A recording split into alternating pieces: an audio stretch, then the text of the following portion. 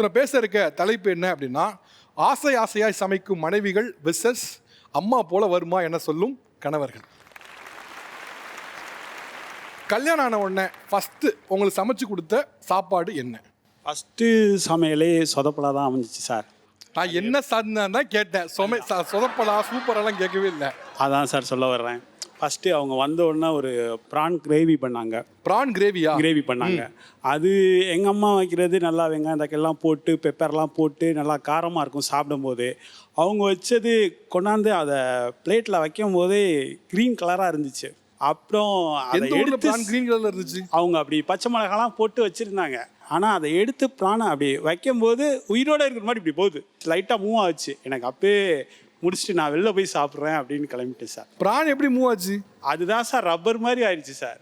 ஓ, சமைச்சது ரப்பர் மாதிரி வலிக்குதா? வலிக்கிட்டு போகுது சார். சாப்பிட்டீங்களா இல்லையா?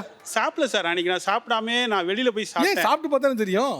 சரி, இதுக்கப்புறம் நம்ம போய் இங்கே சாப்பிட்றத விட இல்லை வேற ஏதாவது அவங்க செஞ்சு தந்து திருப்பி அதை நம்ம சாப்பிட்றத விட வெளியிலே போய் சாப்பிடலாம், அது பெட்டராக இருக்கும் அப்படின்னு நான் நினச்சிட்டேன் சார். சரி, இருந்தாலும் சரி பேருக்கே வாயில வச்சு பார்த்துட்டு நல்லா இல்லை இப்படி காரமாக இருக்கு சொல்லிட்டேன் சார். அதுக்கப்புறம் ஒரு 2 நாள் சண்டை ஆயிடுச்சு. ஒரு 2 நாளாக நாங்கள் 2 பேருமே சரியாக பேசிக்கல சார். ஃபஸ்ட்டு தடவை சமைச்சு ஒன்று கொடுக்கங்கப்போ 1000 தான் இருந்தாலும் சும்மா வாயில வச்சுட்டு கூட ஓகேம்மா நல்லா இருக்கு, இன்னும் கொஞ்சம் இம்ப்ரூவ் பண்ணணும் ஏதாவது ஒன்று அப்படி சொல்லி சமாளிப்பாங்க. நீங்கள் எந்திரிச்சு போயிட்டீங்களே, அதான் கேட்குறேன். அதுக்கு காரணம் என்னுடைய எதிர்பார்ப்பு சார். நான் இவங்க நல்லா சமைப்பாங்கன்னு நினச்சேன். ஏன்னா அவங்க ஊர் செட்டிநாடோடைய கேபிட்டல், அதாவது காரைக்குடி. பெரிய இவர் பாரிஸ் கேபிட்டல், செட்டிநாடு கேபிட்டலா சார்? அப்படி அந்த எதிர்பார்ப்போடு தான் சார் நான் அவங்களை கல்யாணமே பண்ணேன். ஃபஸ்ட்டு தடவை சமைக்கிறீங்க, ப்ரான் சமைச்சு கொடுக்குறீங்க, சாப்பிடாம எந்திரிச்சு போனோன்னா உங்கள் ஃபஸ்ட்டு மைண்ட் செட் என்னவா இருந்துச்சு?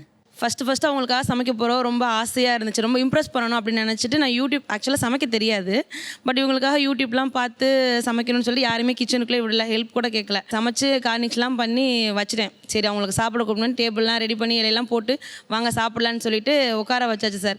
சாப்பாடு எடுத்து போட்டு இது என்னது ப்ரானா ரப்பரா அப்படின்னு கேட்டார். கேட்டோன்னே என்னடா இப்படி கேட்குறேன், எனக்கு ஒரு மாதிரி முகலாம் மாறிடுச்சு, என்ன இப்படி கேட்குறாரு அப்படின்ட்டு. சரி சாப்பிட்டு பாருங்க அப்படின்னு சொல்லி நீங்கள் சமைச்சு சாப்பிட்டீங்களா?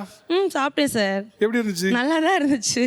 எப்படி விட்டு கொடுக்க முடியும்? என்னுடைய சமையல் நல்லா தான் சார் சமைச்சேன். மனசாட்சி விட்டு கொடுக்க முடியும் வேற. நீங்க சொல்லுங்க எப்படி இருந்துச்சு? டேஸ்ட்லாம் நல்லா தான் சார் இருந்துச்சு. ஆனால் அந்த ப்ரான் மட்டும் ஓவர் குக் ஆயிருச்சு. சரி, ஓகே. அவங்க சாப்பிட்டு இருந்தாங்கன்னா கூட கொஞ்சம் மனசு ஆறி இருக்கும். சரி, ஓகே. ஃபர்ஸ்ட் இது ப்ரானா ரப்பரான்னு கேட்டாப்ல, அப்புறம் எந்திரிச்சு போயிட்டாரு. நீங்க எந்திரிச்சு போனோம்னா உங்க மைண்ட் என்ன வருது? அழுதுட்டேன் சார், சீரியஸா அன்னைக்கு அழுதுட்டேன். அவங்க அழுது தெரியுமா உங்களுக்கு?